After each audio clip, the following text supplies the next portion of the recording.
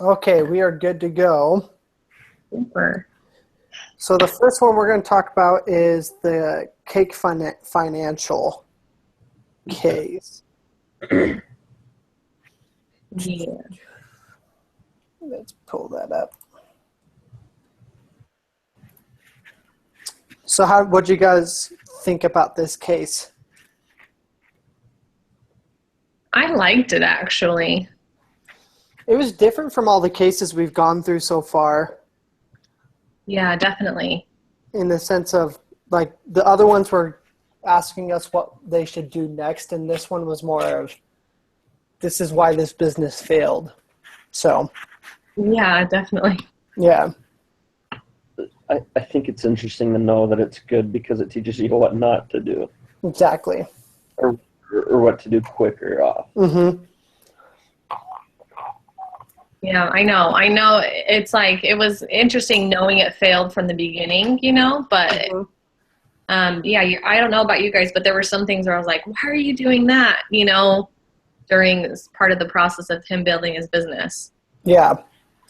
Yeah, definitely. I was just like, why are you trying to raise so much money in the beginnings? But at the same time, technology companies need that capital sometimes, though. But Yeah. okay, so the first question: what was the opportunity that Carpenter identified in the late 2005 promising?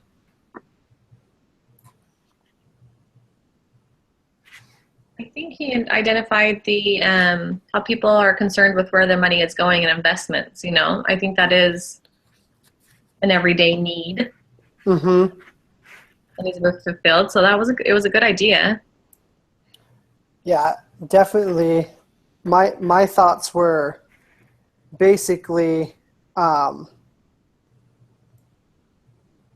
that he wanted to kind of get a system that you could use and share, and it was more simplistic than the other softwares and companies were, because there was that statistic about how 14 million people were interested in stocks and so on and so forth, but only 6% actually like had a portfolio and did stuff with it. So he was Yeah. trying to get the rest of that, 94% of people. So And even with that, at the same time, though, was it a mistake for them knowing, or I guess theorizing or thinking that it would be better off with those customer relations that they focus more on the back end of everything? Right. If they had done a 50-50 split, would it have been better if they had focused more on the front? mm-hmm. Was something that I thought of. Yeah, Because that's they a good. didn't really care about the customer relations in the beginning. Yeah. Yeah, definitely I agree with that in the sense of, Carpenter didn't realize, that people in their 40s and 50s didn't want to share their portfolios with other people, but it took him so long to figure that out. Whereas if he, and he mentioned that he doesn't like to do focus groups, but had he done more focus groups, I feel like he would have figured that out a lot quicker, and his business might be here still. Yeah, definitely. Definitely. I know. I thought it was interesting, the whole social media aspect. I wouldn't ever want to really share, I don't know, what I invested or things like that. But I think it's a cool tool he used. I was interested. I mean, this is towards the end of the case study, but how they talked about other, like E-Trade still talks about Cake Financial today, or uses their system or something like that benefits them still. Like it was Right. a successful idea, just poorly implemented. Mm-hmm. So how could they have implemented it better other than focus groups? That's a good question. I think, you mean other than focus groups? Yeah. Or how could they have better prepared? I don't know. That's a good question. I don't know. Maybe just like maybe market testing or because the statistic is what, 4 million people are interested in it, but only 6% only do it. That's such a small minority. It's like, how can you figure out what that 6% are doing? What are the people currently doing? How can you get new customers? Maybe stuff like that. Yeah. I think, market testing. I also feel, and it's kind of tough with technology, but it's, they came out with so many versions before they finally got one that worked. And by that time, so I feel that had they spent a little more time in R&D and developing the app before they actually launched it, I think that would help people, because if people use, the first version of it, then they might have been confused, and then they might have gotten turned off and then never come back because their first experience was with the system that didn't work. Yeah, definitely. It's like what they said when they went to that tech conference, that Mint.com, won it and did really well. And they said Mint.com did so well because it was like Quicken and people knew how to use that. They should have gone maybe something that was easy to recognize. Yeah, I definitely agree with that. Any other comments on that question? So, do we feel that the awareness or the promotion of their ideas and plan were put out there enough, or could they have focused more on that too? I think they could have done that as well, but I mean, like, their whole marketing scheme was basically using social media, getting people, getting people talking about it, and so they should have had a plan B. I feel like that, if social media marketing's not going to work, what is? Because obviously not enough people talked about it to where it became a success. Yeah. Okay. What were the most important assumptions behind Cake's initial business model? So what was Cake's initial business model? I guess we should start with.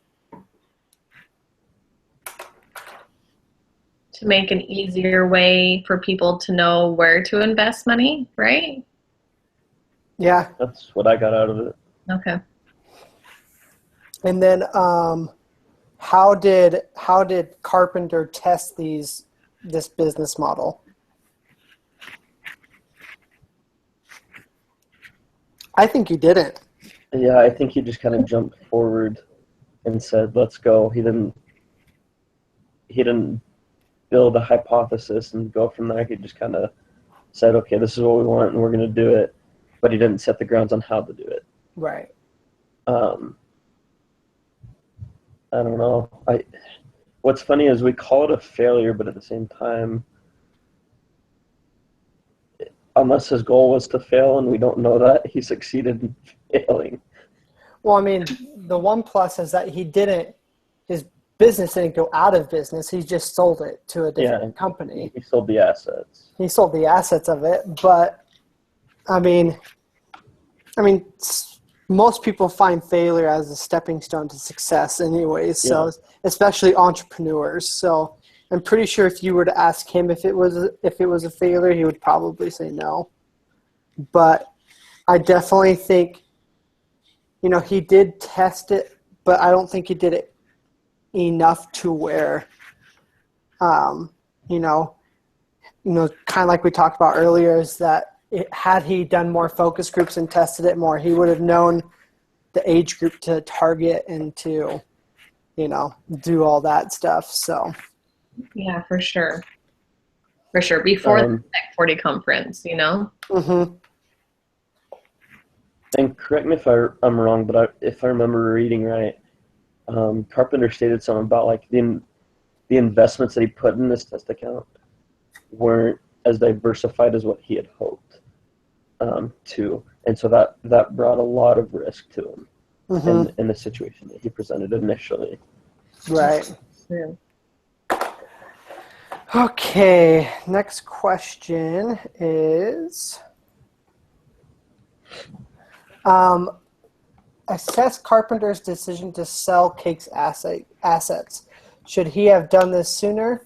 Should he have given why isn't that not showing up? Should he have given the subscription product more time to develop? So what do you guys think about his final decision of what he did? I actually totally agreed with what he did, because it says in the end of it that they were down to 6 or 7 employees, and they were more productive doing more things in that short amount of time, where he was totally transparent, saying, the company's going to go under. I don't know how much longer I can pay you. Let's just keep building it. They got more done in that short amount of time, just to 6 of them, and I think that helped with the selling of the assets in the company. I think if he would have tried to sell it earlier, I think there'd have been so much to fix, and maybe the price, because he sold it for a good amount of money, didn't he? $2 million. Don't remember. Yeah, did it show it in an exhibit? Let's see. I think it says it towards the end of the case study as well. Let me look.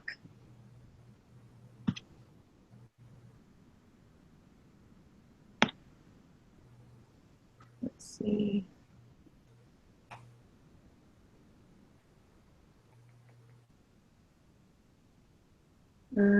He signed an agreement with E-Trade. Oh, I thought I read a number. I don't remember reading a number. I don't know why I thought that. Okay. But I mean, I'm pretty sure he sold it for a good chunk of change. Yeah. So, but kind of leads on to the next question. The next question is, was Cake a good entrepreneurial failure for Steve Carpenter? What is your definition of a good failure, and what should Carpenter have learned from his experience?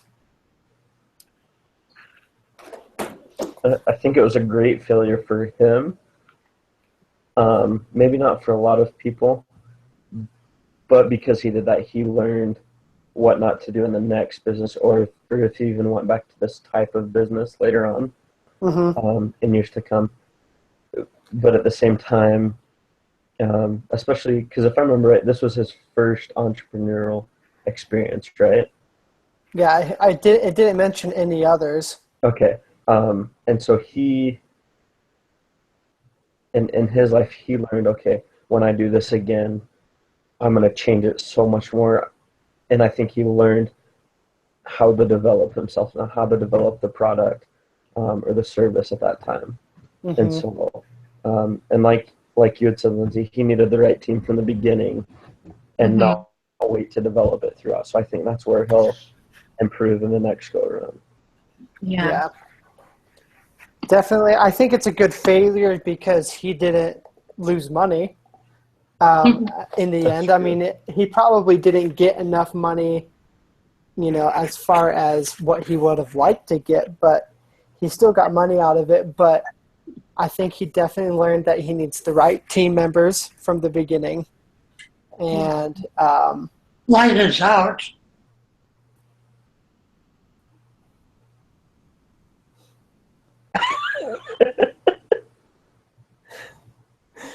Well, that was interesting, but yeah. Anyways, that's basically what I got out of it. Well, and I mean, if you think about it too, at the same time, I'd say it's a success because E-Trade is still using, in a way, his software, exactly, his platform. So as much as it's a failure, it's also a success. It's a successful failure. If that can be termed right. No, yeah, definitely. I think one thing is, I don't think really in business, I don't really think that there's failure. Fail. Yeah. if you learn from something. Exactly. And if you know, in your next adventure, in your next business that you do, if you learn from your mistakes, then it's, you know, we learn from our mistakes. I think in business and especially in entrepreneurship, you know, there's a lot of mistakes made, but it doesn't really equate to a failure. So. Sorry about that. That was my grandpa. He's 102. The light was out in the bathroom. He didn't understand. That is completely okay. That is okay. But no, I totally agree with you guys. Failure, if you learn from it, not a failure. Mm-hmm. Great. Okay, let's see here. Oh, dang it.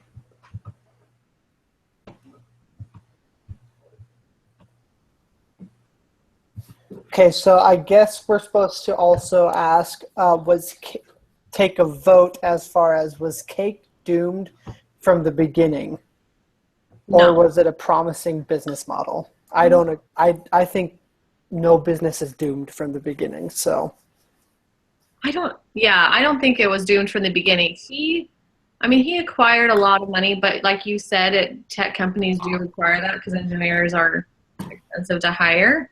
But they were spending like $300,000 a month. That's a lot of money, you know, in the first year of starting a company, and then had to get another $3 million the next year, you know? So maybe they just are spending too much money too fast to be able to get some, you know, groundwork beneath them as they're rolling. I don't know. Or if they were spending that, I guess the real question is, how were they spending it specifically?